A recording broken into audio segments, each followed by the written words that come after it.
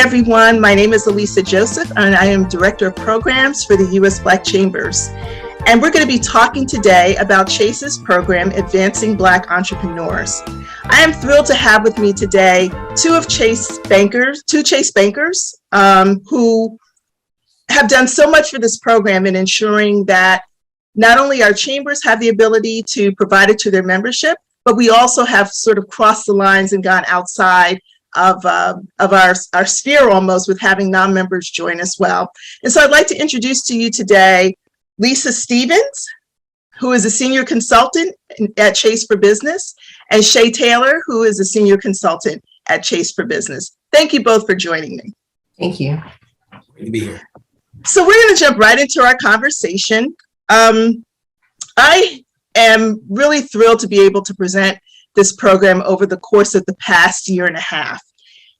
And I want to spend our time today talking about not only how beneficial the program is, but also how it really has helped our business owners rethink what they're doing with capital, rethink how they're growing their businesses, and really navigate themselves out of COVID just through the dialogue that we have through our sessions, but also the content that you all share. So tell me how you would describe Chase Advancing for Black Entrepreneurs and how it was designed to help businesses navigate through the pandemic. Here's the specialty. Lisa and I both are both backgrounds with the firm. We come from a business banking background where to be in our book of business, to get technical assistance and advisory, you had to have a certain revenue number just to get in our book of business. At least I'm pretty sure your time in banking, it was the same way. And it's like that not only at Chase, across the board in the financial industry on the business and personal side. What that does is it locks out the quintessential entrepreneur, small business owner, to where they get their technical assistance is from mother, sister, cousin, friend, referral. And there's nothing wrong with that, but there's no quality assurance. There's no specific, no industry specificity.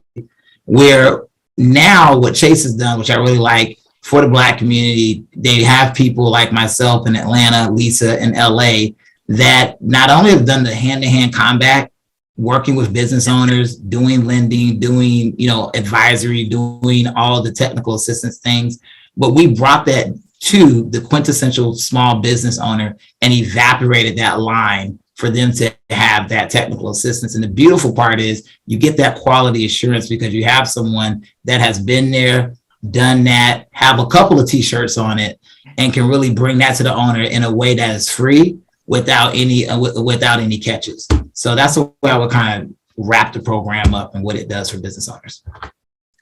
Shea, I would agree with that. I think what's been really helpful for all of the business owners that have gone through it thus far over the past year or so has been, not only was it helpful initially through the pandemic, right? Just as everything was sort of, no one knew what to do. Business was falling off, particularly for Black businesses. It really gave owners an opportunity to talk about what was happening with them, but to also hear some really creative ideas about how best to change their model, right? Change what they were doing. And so, Lisa, as you've worked on this program, how do you see it helping businesses? How do you see it benefiting them in terms of the content that is provided? Yes, just to kind of double click on what Shea said, it's without this program, we rely on our mother, sister, aunts, uncle, family members. And yes, they are successful, but the benefit of having the one-on-one mentorship, which we provide, gives you not only that up-to-date information, but because we are experts at what we do, we are sitting in the heart of the business lending and the business financial world. We have the latest and the greatest of information, right? We have that resource that maybe some of your relatives may not have had the opportunity. So being a part of our mentorship program, and I'll go a little bit more into that, through our $30 billion commitment, Chase has positioned we have Shea in Atlanta, Alisa in Los Angeles, across 13 different cities, where we are positioning senior consultants who have lived through the experience of businesses that are startup all the way up to $30-50 million businesses, that we are living proof of knowing the secret ingredients, I should say, the secret sauce to how to keep businesses successful. So through our one-on-one mentorship program, it could be anywhere from 3 months to a year. We want to make sure that the pillars that you need to have a successful business and to be sustained and scale, we're providing you that information. The benefits to this program is you don't have to be a Chase customer. We are committed to the community. So whether you are a Chase customer or not, you have our one-to-one mentorship commitment. We don't have production goals. We don't have sale goals. It's not, oh, once we talk to you, you got to bring your account over. That's not what it's about. Our commitment is sincere, and we want to make sure that we're giving you the tools to be successful in your journey on your business. In every business, there's no two businesses that are the same, right? So we provide that one-to-one so we get to know you and we figure out what it is to help you to scale. We open up the doors of resources to help to make sure you're certified. We want to give you that opportunity to compete in those revenue streams that you may not have understood that you have the ability to compete. So because we've been lacking so much information and access to opportunity and resources, many of our community businesses, Black and brown businesses, they don't have that ability to scale as other businesses do. But that's all changed now. So through our program, and the benefits of our program is we're giving you those tools to be successful. Yeah, I think that was really one of the great benefits of this program, was the idea that you didn't have to be a customer of Chase. Yeah. And I think that was really a great galvanizer for people. For both of you, as you've taught, across this platform, tell me some of the things that have been engaging for you. I know for me, it's been being able to, hear from businesses directly as we're doing our virtual calls. What have you learned? What's been important for you, and what have you all been able to impart as part of this new platform? One of the things that I've learned is businesses know more than they think they know. It's just a matter of how do I use the knowledge I know, right? So I love, Shea's analogy about family members and family and friends that are entrepreneurs, and they've done extremely well. And I've learned through the program is the business owners that we work with, not only are they sincere and they want to learn and they want to do this, they're so appreciative of the information that they are provided. And just to watch them change the scale of their business from their revenue just jumping up just one notch is amazing. Or bringing on one new employee, we've empowered the community. So just to watch the businesses grow over the time that they're spending with us, the opportunities that they're afforded, the commercials that they're now on. You see a lot of our Chase commercials. Those are our mentees, and we're so excited. You walk into the Chase branch and you see our mentees on the marquee. So what I'm experiencing from, what we're doing here is we're really making a difference, and we're tapping into clients and we're giving them that aha moment and just that celebratory to know that all that they've done is now starting to pay off. Shea, what are your thoughts? Yeah, in my experience, I think if I could sum it up, confidence is key. Out of all the technical assistance that we'll get to, we'll get there. Mm-hmm. Alisa, knowing your background, we can probably do it with the best of them. But as I talk with my mentees, one thing I try to embark on them is if they don't respond to your email them again, call them. Show up with your mask on, do whatever you got to do, but you need to do what you got to do. But you can get all the technical assistance in the world, but if competence is not there, it won't be. And we can understand, we can go through, and all of us can maybe sit down, and that's a whole nother hour of why the confidence may not be there. It's not because it's innate to Black business owners. It is a response to what they have seen done or not be done in their community. So it's not the fault of the business owner. But what I look to do is, with our time together with our owners, as we give them homework or to-do lists, or that they have to go forward, my response is don't let them turn you away, because your confidence, tenacity, it matters in business. And I think about all my owners that I see back in when I was a business banker. They weren't the best owners. Lisa, you probably would say the same. There are some owners that made 10, 20 million. They didn't really. They were still learning, but what they did, they surrounded themselves with people, and they were competent. They picked up the phone. They asked the question.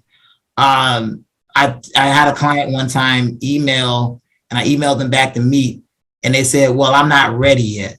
And I was so fired up. I called. I said, I'm the guy you talk to get ready. Don't try to prepare for the preparation. I said, girl, you better have this conversation with me. And she, we had a good old laugh about it. But instilling that confidence is important. And that's what I love about the program.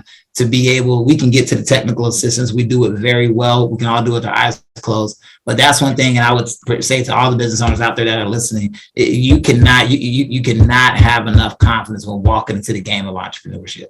Yeah, and to that point, Shea, I want to just kind of jump in there a little bit. What's so interesting when you talk about not only the confidence factor, but sometimes we forget that a lot of our businesses are wearing 3 or 4 hats because they don't necessarily have the capacity, right, to bring in those people who can do it. So sometimes if you're not hearing from someone, it's not from lack of caring. It's I got to get to it in my list of priorities that need to happen. And so I think a lot of times the system doesn't allow for that because it's either automated or just kind of moving fast. But there is time where you've got to allow people to digest. You've got to have sort of the compassion of understanding they may be doing a few things at once.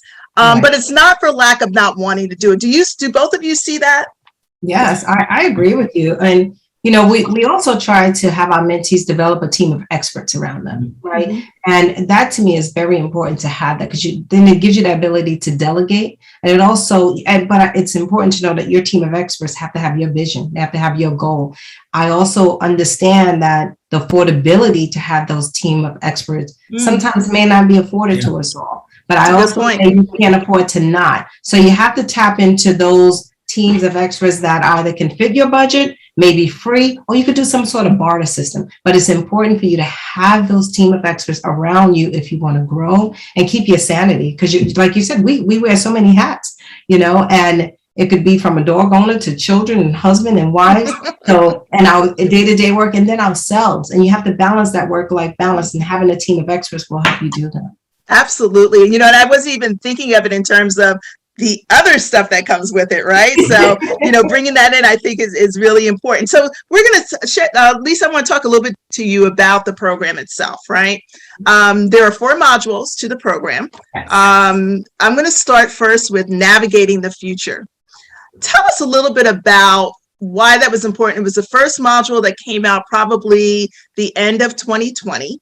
It had some great statistics in it as well, in terms of level setting, how many businesses, Black businesses in particular, were lost between February and April of 2020 due to the pandemic, which was 40%. About 23% sort of came back in that sort of May, June, July timeframe, but it was still a struggle. I know, some of the folks that Shea and I spoke with, they really had to, I know we use that word pivot all the time, but they really had to find another avenue for generating revenue.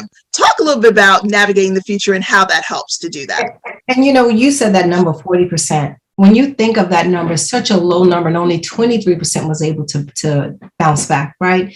And so when you look at those numbers and you look at our modular of navigating your future, that's our way of helping you to, whereas if we ever have another crisis like this, or even if we don't have a crisis, that you as a business owner understands the, I'm going to say pay to play, for lack of better description. And what I mean by that is, when you look at the PPP and how many of our businesses were unable to qualify for PPP, it was that lack of what I'm going to say again, pay to play, where they didn't pay themselves, or they didn't pay enough into their business or make their business a sound business to where they can go back and say, hi, I need these funds to keep my business awake, even if it wasn't employees, your rental, your utilities, and so on. So when you look at navigating your future, the modular, it talks about that in its entirety of how, if you are a business, how you should be operating as a business, to whereas, again, that word pivot, if you had to pivot, how do I pivot? But understanding you as a business owner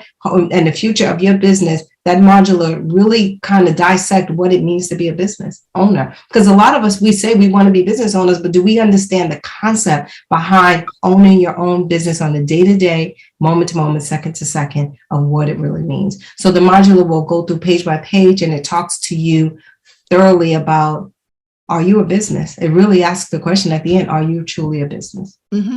And I think to that point, what was really interesting about that module was not only did it talk about sort of here's some initial steps, it sort of grounded you in understanding a lot of the elements that you needed to have and really understand what banks are looking for, right? So we sort of talk different languages. Mm-hmm. You have sort of your language as a business owner, and then there's a banking language, particularly if you want to be able to access capital. And not aligning those things, I think, was really critical to success moving forward. Things like contingency planning, there was a lot of talk about that. Mm-hmm. Sort of moving to, digital frameworks. If you're not digital now, you've missed the boat. You have really got to be in a digital or e-commerce space. So a lot of those elements, I think, were really critical to having our businesses really rethink. Right. How are they going to get to people? If your brick and mortar store is closed, how are you going to sell? Yeah. And what are all the avenues, like you mentioned, a digital, am I web-based, and you have to, and not, even if you take COVID away, these modules are telling you should be a business to be able to sustain through the good and the bad, right? So understanding all the different means, how you should operate the business, what's afforded to you, what is the general public looking at, how are we buying best? Right now, this is the click and buy, right? We all swipe, click and buy. So you need to understand that digital world, that web-based world. How do I tap into that? And that module was going through different scenarios of how you can position yourself to be successful. Mm-hmm. And so Shea, in this success module or success mode that we're talking about, cash is important. Mm-hmm. Right? Because at the end of the day, that loss of revenue for those businesses meant it was an extreme loss of cash, really, ending some businesses, having some businesses rethink how they were doing things and retool a little bit.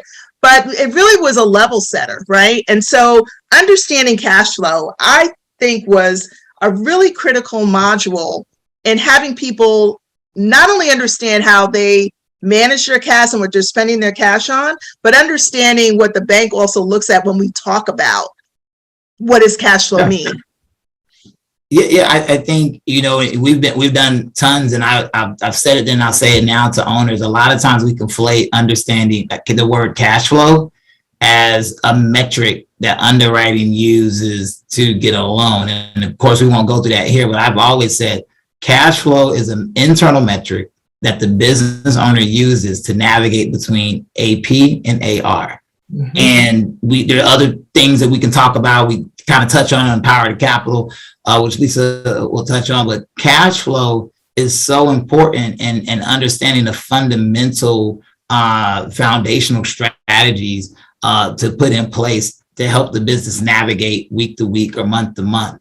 I always would tell business owners, if they're the new business owners, if you're stage one and you're just getting started, developing those critical processes are so important because they're going to build a foundation when you're ready to rock it off and go to accelerate mode. Mm-hmm. To my business owners that's already been out there and they've been doing the hand-to-hand combat and surviving, and maybe they have a process that you kind of give a little side eye to, I challenge them on that, because when you have hiccups in the market, whether it be the pandemic, a new competitor, but how many owners thought that not being able to get plastic bags was going to be an issue during the pandemic? I know 4 different industries that was an issue with. And so when you have a cash flow mentality and you're looking at how much meat are you going to have on the bone, you start to then develop concepts around, now you say you've grown, you've been through the bumps and bruises, concepts around, I have 6 months of payroll now it's saved up. I have a year, I can carry it. And what that does for the bank, is we kind of segue to power to capital, is that's going to bolster the P&L, bolster the balance sheet. And at the end of the day, the cash flow is the beginning language of the second chapter of your business story. The first chapter is the why, the legacy building. You need it, you got to have it. You got to have the big idea. But I tell owners all the time, that second chapter, it's not in words, it's in numbers. And the better that we can get at that, and either at this early stage of business, developing those good fundamentals, or if you're already in business, taking a reassess and taking a circle back, there's nothing wrong with that. you're able to survive those hiccups. And not only that, we got a lot of business owners, Black business owners that came up, not as many as we would have liked to have, but there are some business owners that came up in the pandemic.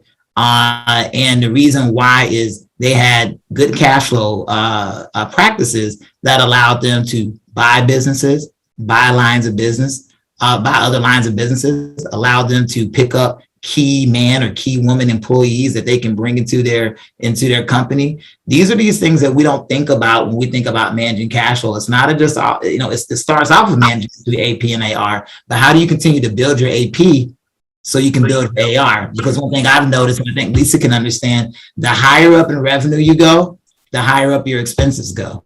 And it becomes super duper important to manage those and look at that. So I love understanding cash flow because it's the metrics that the owners can take in their own hand to really navigate month to month. And that module is a fun module for me. We get to talk about all the things like, inventory on hand and all that stuff. But these are things that I think that owners that do a little bit better. It's better than just looking at the bank account every day and saying, oh, I got some money in here, I'm doing good. We give you some other metrics to look at to really help bolster the confidence in the business navigating.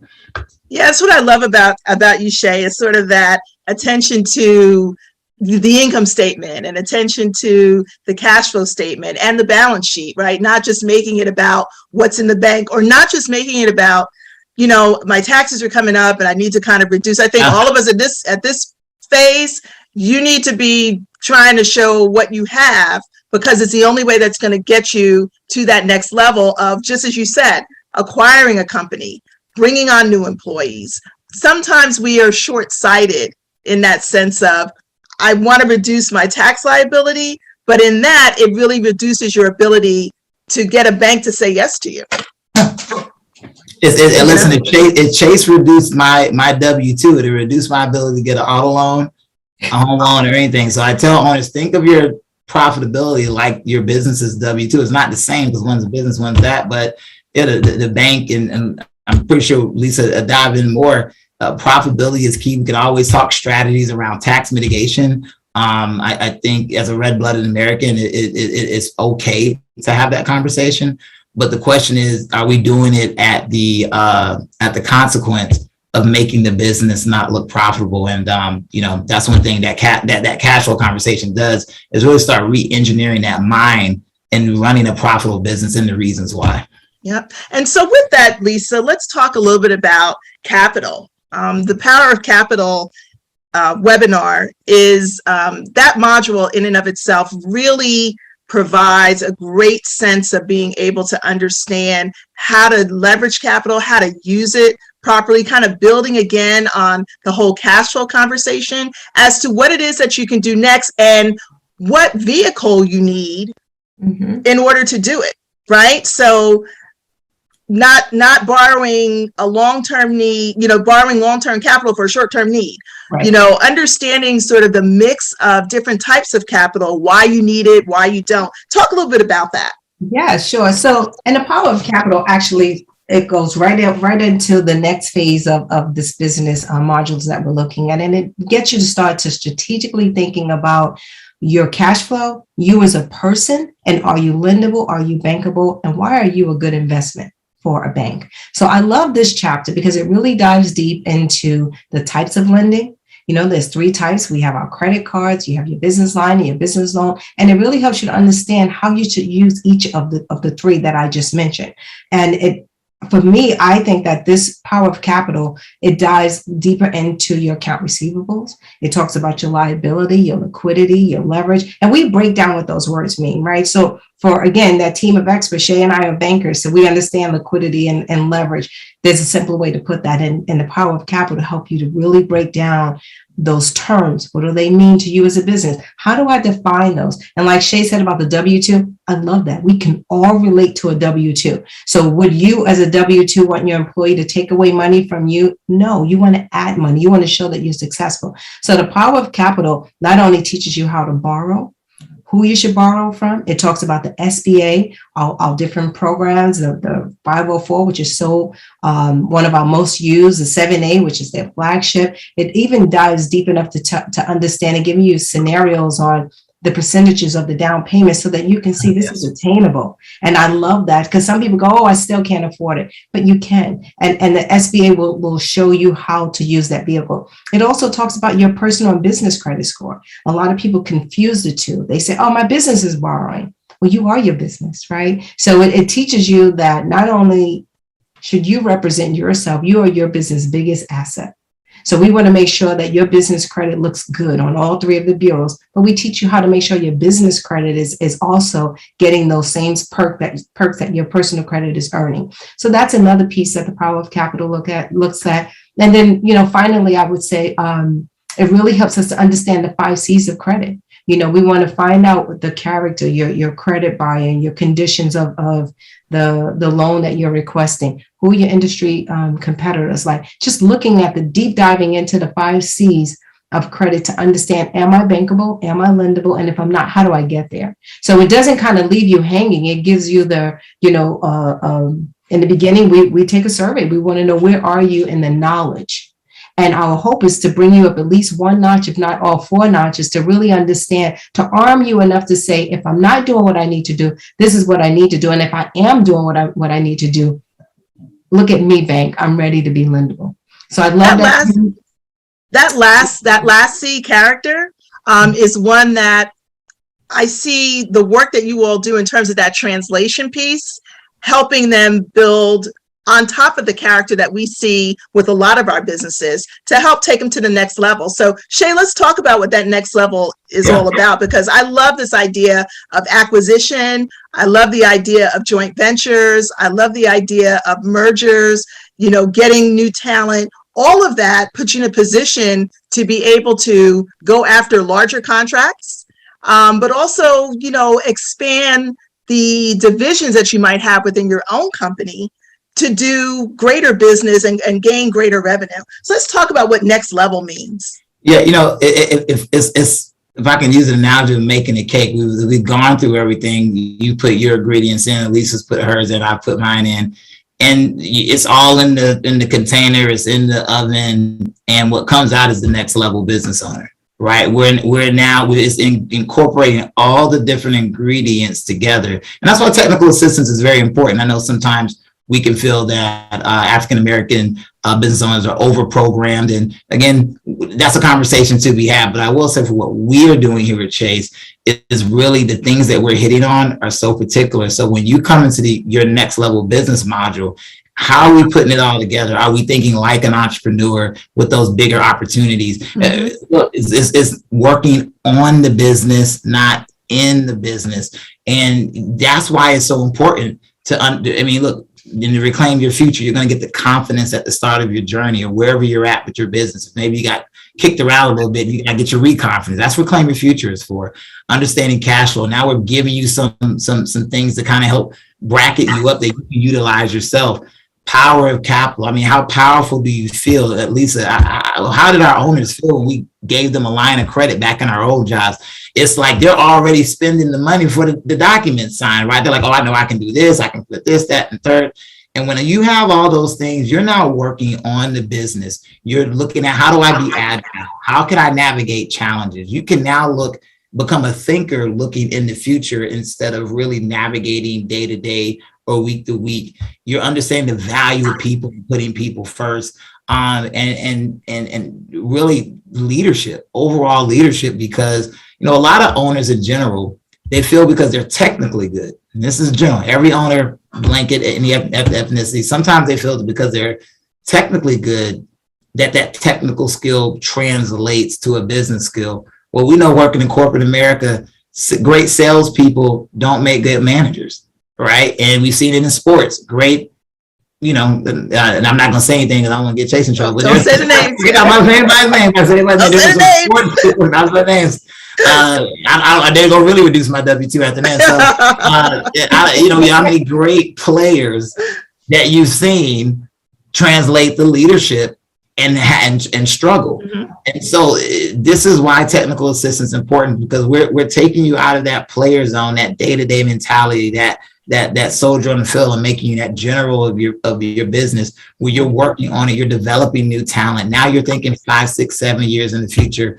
And, at the end of the day, it then establishes you to either create more businesses, sell that business. I know Alisa, you and I talk all the time. We don't really talk too much about Black owners selling their business and then starting again. The concept that you have to be with the business for 60 years and it passed on out, wonderful concept. I will not knock it in any ways.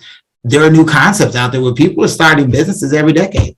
I have owners that say, look, this decade I want to be in this industry. This decade I want to be in this industry.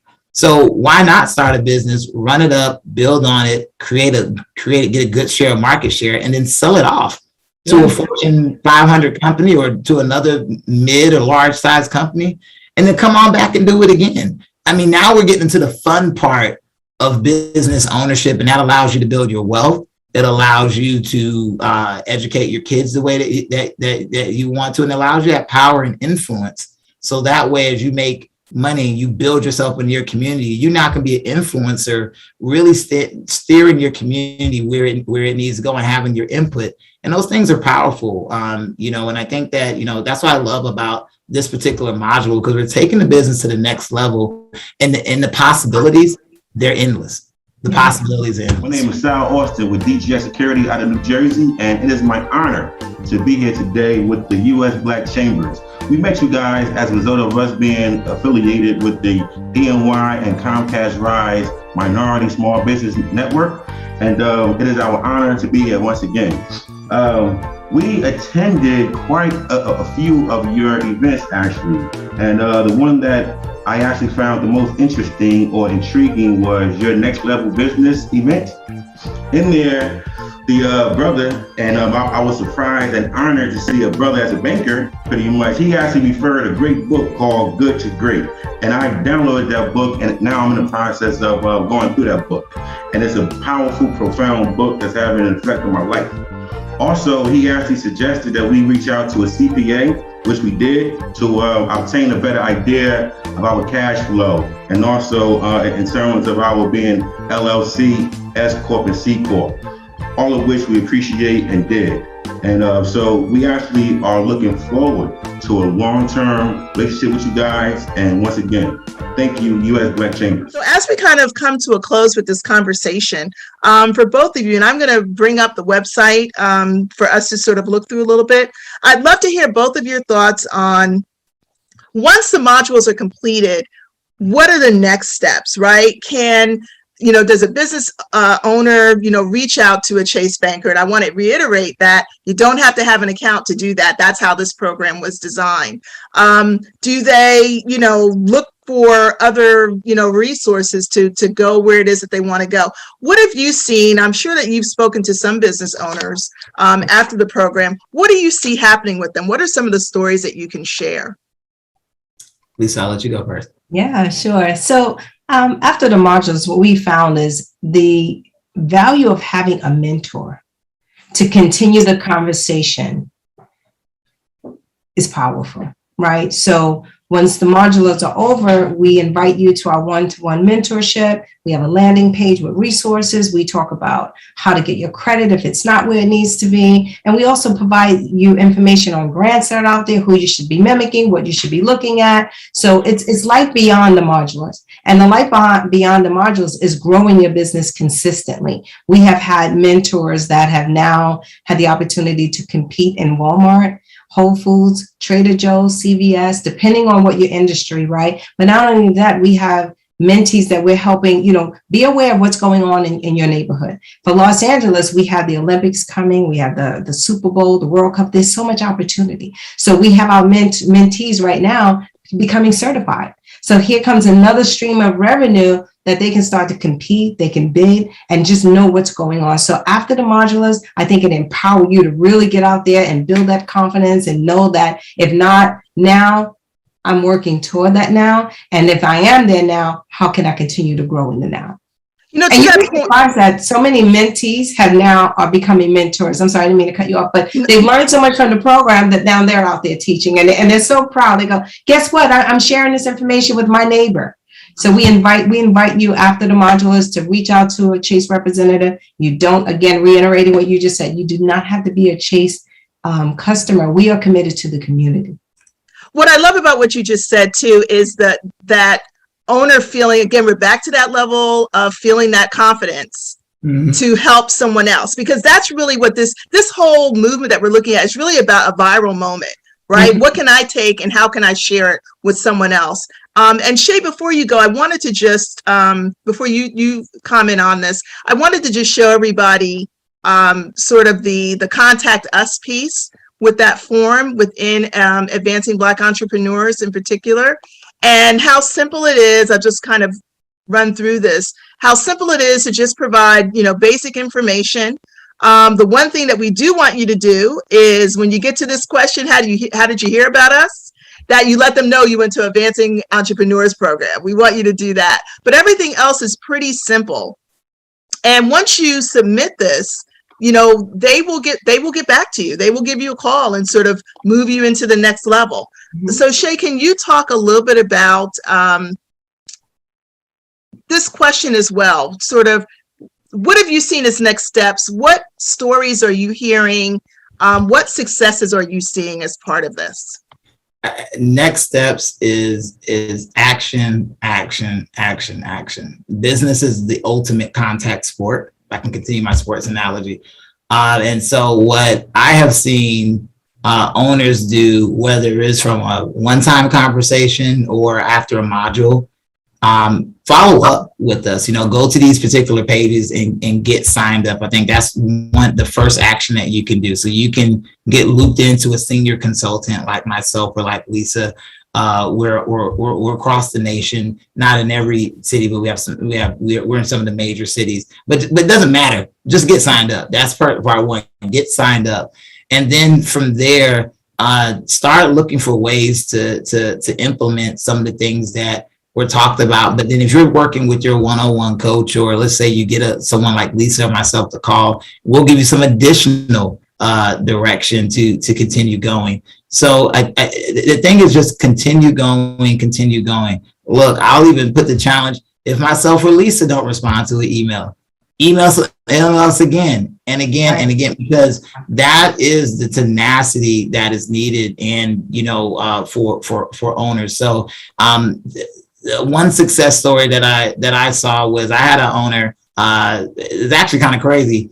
She had a patent on a product, which that's just ludicrous in itself, because the patent numbers, for Black and brown people are below 2%. I think for Black women is out of that 2% is like half of that, less than half. And so she had this product, and through our coaching, she was like, "Man, I think I'm gonna develop another product." It's probably been another $4,000 or $5,000 to try to get another patent on. I said, "Well, what are you doing with this patent right now?" And she said, "Well, I'm just selling it. And I'm trying to get into Target. I'm trying to get in it. They're not taking." I said, "Well, have you ever thought about licensing it?" She said, I never thought about it. You own it. I mean, worst they can tell you is no, and you just own it with that other. And so she went out there and actually went to a competitor, and they're in the final talks of due diligence of licensing her product. The anticipated sales. So she calls me back and we're going through the sales. I'm a numbers guy, so I whip out the calculator and I'm going. And I said, "Look, if you even hit this much of sales, that's another $95,000 to your bottom line." $95,000. So we now have doubled the business without even creating additional SKU. That's mailbox money for all as I'm concerned. So having those conversations with people like myself and Lisa, the good thing is we are industry agnostic. Sometimes that can be a little bit of a hindrance, but for the most part, we know a little bit about every industry. Listen, I got to throw out the table. Don't come talk about Bitcoin. We may not know much about and all that stuff. Bitcoin mining, we're not near a volcano in South America that's helping Bitcoin mining. So some things we might know. There's some anecdotal things, but I will tell you, with a good vast amount of industries we know about, and you get that person to kind of think things through. And that was a phenomenal success story for this lady who was trying to, was going to have to spend an extra $4,000 or $5,000 to create a product. We didn't even know it was going to sell or not. She was like, "I'm doing this, I'm pull some out, and I'm telling my husband pull something out for 401k." And we went through the licensing process. No extra whatever, maybe some money for attorneys, but she's going to get that back once they start selling. And there's an opportunity for her to get into a big box retailer If that sells, that creates another opportunity to go back and have a conversation and say, hey, I got more stuff to put in there. And that's a beautiful thing. So just, it's a contact sport. Let's keep having that conversation. And that's what I would say. Get signed up as soon as possible. Take away some of the lessons. But when you contact and you reach out, you talk to someone like me and Alisa, let's be open, put it all out there on the table. We want to hear. And we want to help. And that's one story where all of it came together really well. Yeah. And just to piggyback a little bit on the success, if you could pull back up our landing page, you see these commercials and they say, oh, these are paid actors. But when you pull up our landing page, these stories on our landing page are actual mentees, right? So when you start up at the top, if you can scroll up a little bit more, this lady, one more. Tone Body Fitness is one of my mentees. And this is a woman who is competing in an industry that she didn't think she could be successful because A, she's a woman. And there's so many $9 a month gyms around her and so on and so. But the key to her success is we had to tap in what she did offer. And once we did that, her business grew leaps and bounds to the point where now we're looking at her purchasing real estate to move her business into. There was so much more than just the gym. And through our mentorship, we discovered she's just not weights and dumbbells, but there's so much more on the nutritional side and everything else that she can offer. And when you look through, all of these are mentees. If you scroll through, she's a mentee, how to grow her business. These are not paid actors, right? The next one, this is a lady construction company, ND Construction, the only lady Latino business that she is now competing on government contracts. She's out there with what they used to say, the big boys, and she's successful. So these are mentees that we're meeting day to day, and we're helping them to tap into that additional knowledge. So when you talk about people that are out there with the grit and the tenacity, this is what we're trying to push forward. There's a saying that I can't hold a football and kick it too, right? So we want to get on the field with you. And as long as you're willing to either hold the football or kick it, whichever role you want to play, we're going to play that other role for you to move your business forward. So I just wanted to share with you that this is real. And this is that, strike while the iron is hot. Well, the iron is hot. Don't miss this opportunity, because if you don't, someone else is going to jump in and grab what should have been for you. I do think that we have this window of opportunity, and I want as many Black businesses as possible to get through that window. The stories that you all shared, the differentiation that's needed. There's sometimes, we can't see it ourselves, but I could talk to you, Shea, I could talk to you, Lisa, and something just kind of jumps out. And so the ability to sound off, right, to have a sounding board with someone else is really, really critical in this process as well. Before we close, I just want to ask you, is there one or two tips that you want to give to folks as it relates to taking advantage of this program as we move through the coming months? I think the key word is now. Act now. Get on that page, register, find out more about how we can empower you. Shea said after the modules, what comes action? And the action is to strike now. Get on, log in, find out the resources. And if not Chase, find out the community areas, like you have the chamber. Find out what the chamber is doing in addition. I'm not going to say not Chase, I'm going to say in addition to Chase, because you have to tap into all your resources. Get the mentees that you need behind you. Make sure you have your team of experts and allow us to guide you through that process. Shea and I come with many years of experience. And because we work with Chase, we've had the opportunity to cross lines of business where I was once a loan officer, so I could speak to that. It's just so many different, and Chase actually puts us in a position to be experts at what we do. What we don't know, they make sure they arm us with the information so that when we provide it to you, we're giving you solid information. So act now, don't delay. If this is something that's been in your heart, bring it to the forefront. As Shea mentioned, it's in the oven, right? So you've got all the ingredients. You're the secret ingredients. Let's put it in the oven and start to bake this. Yeah. I second all of that. And I would just add on what we're doing here is you're finding your tribe, and you're finding your banking tribe, and go out there and find your industry tribe. Go out there and find your interest tribe, whether that be by whether it's by your interest of it's a woman's own cohort or Black men's own cohort or any, you have to have multiple tribes. And so we just represent one. So it's not going to just stop with us. But take that advice, but keep looking to be around other business-minded people. And that's the beautiful thing about this era, that is shine light on programs that have been there for a while. And definitely not only take care of this, you got your financial tribe. And I'm sure Lisa and same for me, we know of other tribes and associations and things that people can join that we could direct you to. Go there. And then when you have that trifecta of tribes, you can't lose. You just can't lose, because you're in it. And when you're in it and you're just around it and you're around other people that eat, sleep, and breathe it, success, it's just a natural outcome. Success is just a natural outcome. So continue to find your tribe, keep your feet moving, and yes, action. Yeah, I like that, tribe. And I would encourage you all to write down tribe called, draw a line, and add your business name. So it's the tribe called your business name, and build on that tribe. Well, I want to thank both of you. It has been a pleasure working with you throughout this past year and a half. It's been a joy to share conversations with you, to help business owners when we have these separate conversations with them, and just to have you partner and have Chase for Business partner with the U.S. Black Chambers. It is such a needed program of what we're doing, and really helps to move our businesses, have them really thinking in a whole new light. And I think that's what I really enjoy about the work that we're doing together. So Lisa Stevens, Shea Taylor, thank you so much for being our guest today. Enjoy the rest of the conference, and looking forward to working with you in the future. Thank you for having us. Thank you.